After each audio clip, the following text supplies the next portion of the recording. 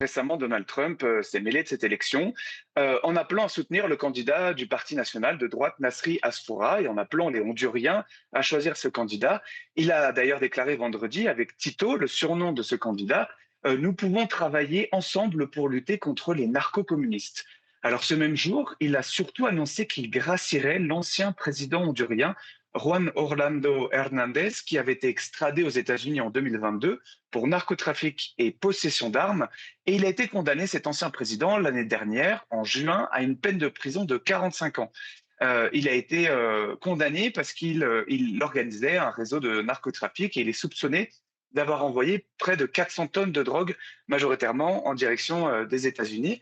Évidemment, l'annonce du président américain a fait réagir, à commencer par la candidate de gauche, Rixi Moncada, qui a déclaré: il n'y a pas de doute que ces deux actions, 3 jours avant l'élection, sont totalement interventionnistes.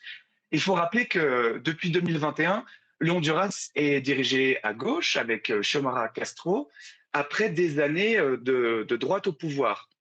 Et jusqu'à maintenant, le président américain ne s'était pas intéressé à l'élection hondurienne. Il a rappelé que les États-Unis, pardon, n'investiraient pas en Honduras si la candidate socialiste gagnait l'élection. Et cette annonce de cette grâce présidentielle interpelle, puisque Donald Trump avait fait de la lutte contre le narcotrafic l'une de ses priorités.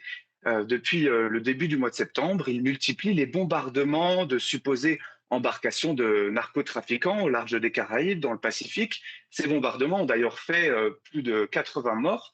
Et ces dernières semaines, le renforcement des opérations militaires à proximité du Venezuela ont élevé la tension. Cela montre un petit peu le véritable agenda de Donald Trump de renverser le régime de Nicolas Maduro. Et dans le cadre du Honduras, son intervention montre que Donald Trump refuse à tout prix d'avoir des pays à gauche dans le giron des États-Unis.